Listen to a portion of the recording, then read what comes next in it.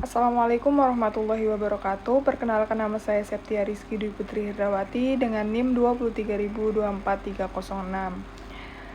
Pada kesempatan ini saya ingin membuat video untuk memenuhi tugas dari mata kuliah Hukum Ketenagakerjaan.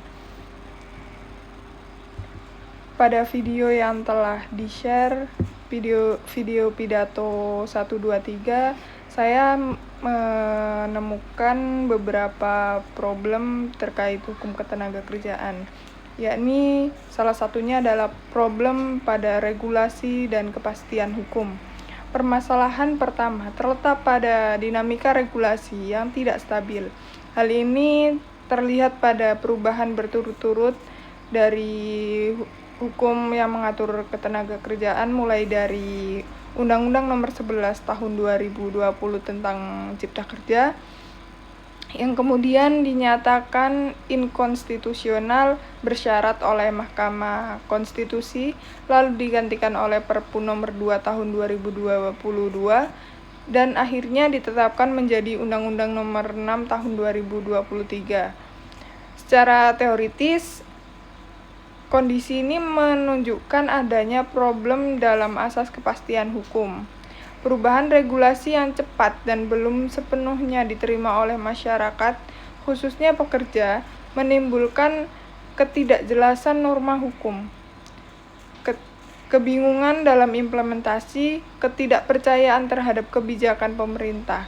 Selain itu, terdapat tarik-menarik kepentingan antara perlindungan tenaga kerja, kebutuhan investasi, dan pertumbuhan ekonomi, sehingga hukum ketenagakerjaan berada dalam posisi dilematis antara fungsi protektif dan fungsi ekonomis. Selanjutnya, problem yang kedua, yakni problem ekonomi dan dampaknya terhadap ketenagakerjaan, yakni khususnya pada krisis akibat pandemi COVID-19, di mana pandemi ini menyebabkan banyaknya pemutusan hubungan kerja atau PHK massal, meningkatnya angka pengangguran. Hal ini menunjukkan bahwa sistem ketenagakerjaan di Indonesia ini masih rentan terhadap krisis. Secara teoritis, hukum ketenagakerjaan seharusnya memiliki fungsi sebagai instrumen pelindung sosial atau social protection, instrumen stabilitas ekonomi. Namun dalam praktiknya, perlindungan tersebut belum optimal, sehingga pekerja masih menjadi pihak yang paling terdampak. Ini juga mengindikasikan bahwa regulasi belum sepenuhnya adaptif terhadap kondisi darurat. Mekanisme perlindungan seperti jaminan sosial, bantuan, dan lain-lain belum sama sekali merata.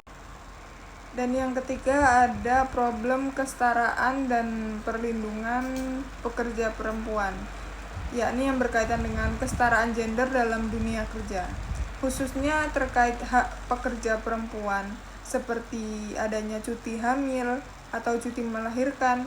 Secara normatif, hak-hak tersebut telah diatur dalam peraturan perundang-undangan, namun dalam praktik masih terdapat tantangan, seperti adanya kekhawatiran perusahaan terhadap produktivitas, potensi diskriminasi dalam perekrutan atau promosi, kurangnya implementasi aturan secara konsisten.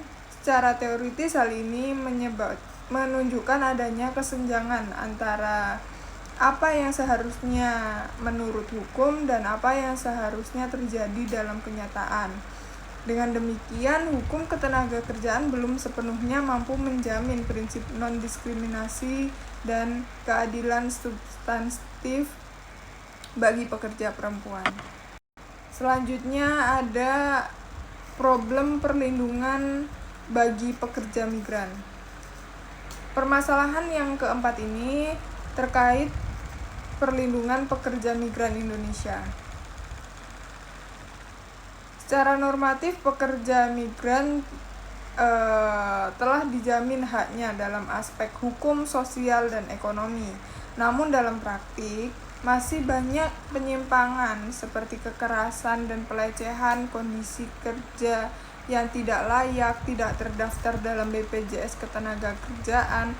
Hal ini menunjukkan lemahnya penegakan hukum, pengawasan pemerintah, sistem penempatan kerja migran. Upaya yang diperlukan itu meliputi adanya penguatan kualitas sumber daya manusia pekerja, kerjasama internasional atau MOU, perluasan lapangan kerja di dalam negeri, dan penegakan hukum yang tegas.